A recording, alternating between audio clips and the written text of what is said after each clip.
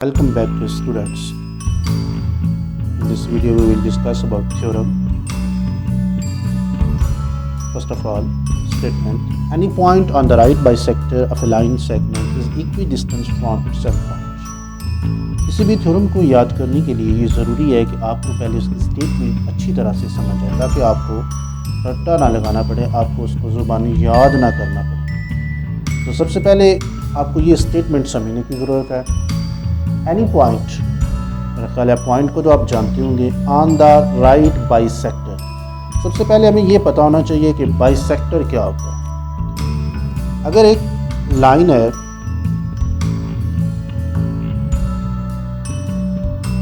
इसके mid point से अगर एक लाइन दूसरी लाइन कट करती है तो इसे हम बाइसेक्टर कहते हैं। जैसे ये, यानी कि ये लाइन, ऐसी लाइन जो किसी दूसरी लाइन को दो इक्वल पार्ट्स में तकसीम कर रही है, उसके मिड पॉइंट से उसको कट कर रही है, इसे क्या कहते हैं जी? बाइसेक्टर। और अगर ये बाइसेक्टर 90 के एंगल से कट कर रहा तो फिर इसे राइट बाइसेक्टर, यानी कि ऐसी लाइन जो किसी दूसरी लाइन को कट करे इस तरह कि उसके साथ एंगल 90 का बना रही हो, उसके मिड पॉइंट से उसे कट कर रही है। तो स्टेटमेंट में जैसे उसने कहा है, any point on the right bisector of A line segment. Line आपको पता है जिसका ना इनिशियल पॉइंट होता है और ना एंड पॉइंट होता है, जिसके दोनों तरफ एरो होता है, इसे हम लाइन कहते हैं। अब इसका कोई पार्ट जो होगा वो इसका क्या हो जाएगा? लाइन सेगमेंट हो जाएगा। जैसे मेरे पास ये एक पार्ट है इसका, जिसका नाम मैंने दिया हुआ है AP। ये क्या है? लाइन सेगमेंट है। इस लाइन सेगमेंट स्टेटमेंट को दोबारा देखिए। Any point on the right bisector of A line segment. एक पॉइंट है जो कि राइट बाइसेक्टर पे है। किसके राइट बाइसेक्टर पे? Line segment. मैंने सपोज कर लिया कि वो लाइन सेगमेंट क्या है? AB है। अब इस पे एक राइट बाइसेक्टर है। Suppose that right bisector is this, जो कि इसे पॉइंट C पे कट कर रहा है और इसके साथ एंगल कितना बना रहा होगा? 90 डिग्री का। यदि इसका नाम रख लें LM, ठीक है जी। LM जो लाइन है ये क्या है?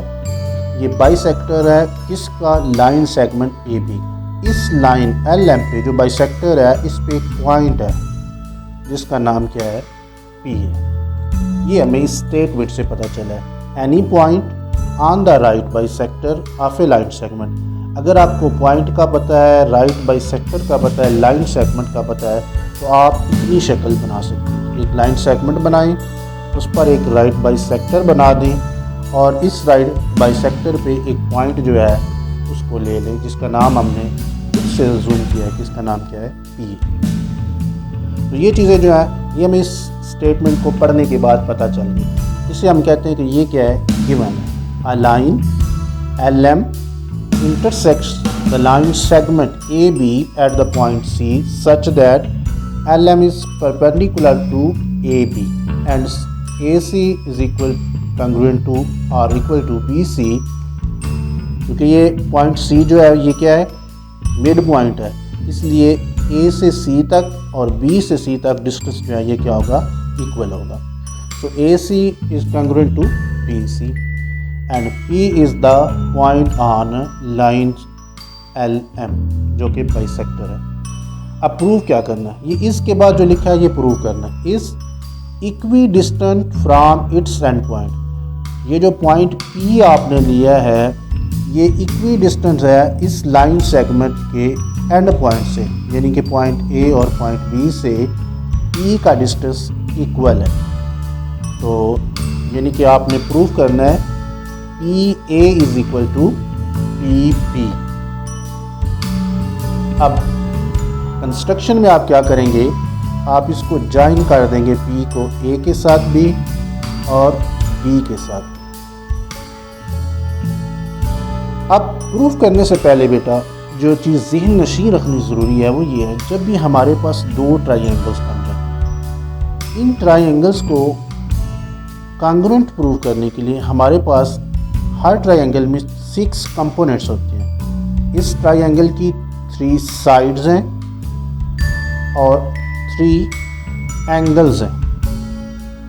अब ये प्रूफ करने के लिए कि ये ट्राइंगल इस ट्राइंगल के कांग्रुएंट है या इक्वल है, तो हम ये प्रूफ करते हैं कि इसकी तीनों साइड्स, इन दो ट्राइंगल्स की तीनों साइड्स आपस में कांग्रुएंट है, या फिर एक साइड दो एंगल कांग्रुएंट है आपस में, या फिर दो साइड्स और एक एंगल जो है वो आपस में कांग्रुएंट है। सिंपली आपने ये याद रखना है कि जब भी दो ट्राइंगल्स को कांग्रुएंट प्रूव करना हो तो हम ये प्रूव करते हैं कोई एक साइड होना ज़रूरी है, बाकी कोई से तीन कंपोनेंट्स दूसरी साइड के तीन कंपोनेंट्स के अगर इक्वल हैं तो हम कहते हैं कि इसकी 6 के 6 कंपोनेंट्स आपस में कांग्रुएंट हैं या इक्वल हैं। तो कोई एक साइड इन तीनों में होना ज़रूरी है, क्योंकि 6 कंपोनेंट्स में से दो एंगल हो सकते हैं, एक साइड हो सकती है, दो साइड्स हो सकती है, एक एंगल हो सकता है, तीनों साइड्स भी हो सकती हैं। अगर इस तरह का कोई भी कम्बिनेशन आप कर लेते हैं, इक्वल प्रूव कर देते हैं, कांग्रुएंट प्रूव कर देते हैं, इसका मतलब हो जाएगा ये ट्राइंगल आपस में दोनों क्या हैं, कांग्रुएंट। अब स्टेटमेंट में उसने लिखा ये दोनों ट्राइंगल जो है इनके हम कॉरस्पॉन्डेंस चेक करते हैं, triangle ACP and triangle BCP। ये नाम आपके पास नहीं है, आपने शक्ल से इस डायाग्राम को देख के आपने नाम याद रखने हैं, ACP BCP। अब इन दोनों में क्या क्या चीज़ें कांग्रुएंट है, ये हमने गिवन में कहा कि AC और BC आपस में क्या है, कांग्रुएंट है। इसी तरह एंगल C जो है, जिसे हम लिखने के लिए एंगल को जब भी लिखना है तो जिस वर्टेक्स पे एंगल होता है उसको दरमियान में लिखते हैं। जैसे यहाँ पे है तो आप लिखेंगे ACP, एंगल कौन सी बात हो रही है, C की। इसी तरह अगर एंगल A की आपने बात करनी है तो आप लिखेंगे CAP, ठीक हो गया जी। तो angle ACP is congruent to angle BCP, क्योंकि ये हम पहले गिवन में कह चुके हैं कि ये जो PC है LM लाइन के ऊपर जो आ रहा है ये परपेंडिकुलर है AB के ऊपर। इसी तरह PC दोनों में कॉमन है। अब इसका मतलब हो गया कि इसकी दो साइड्स और एक एंगल कांग्रुएंट है। इसका मतलब हुआ दोनों ट्राइंगल्स आपस में क्या हैं, कांग्रुएंट है। अगर दोनों ट्राइंगल कांग्रुएंट हैं तो इसका मतलब हो गया कि इनके 6 के 6 कंपोनेंट्स आपस में कांग्रुएंट हैं। लेकिन हमें क्या प्रूव करना था कि इसका PA is equal to PB है, PA कांग्रुएंट टू PB है, यानी कि इक्वी डिस्टेंस पॉइंट P जो है वो इक्वी डिस्टेंस है A से भी B से भी, तो जो कि इस तरह से हमारे पास प्रूफ हो जाएगा और हम इसकी रीज़न दे देंगे corresponding sides of congruent triangle. जो स्टूडेंट्स कोशिश करें कि आप रट्टा ना लगाएं, इन टर्मिनोलॉजी को समझें और इन पॉइंट्स को ज़हन में रखें। इंशाल्लाह ये थ्योरम आप बहुत जल्दी और बहुत आसानी से याद करेंगे और बहुत देर तक आपको याद रहेगा। उम्मीद आपको वीडियो पसंद आई होगी। वीडियो देखने का बहुत शुक्रिया। इसे दूसरों के साथ शेयर कर दीजिए। अगर चैनल को सब्सक्राइब नहीं किया तो अभी इस चैनल को सब्सक्राइब कर दीजिए। इंशाल्लाह आपको इससे फ़ायदा ही फ़ायदा होगा, नुकसान करेगा।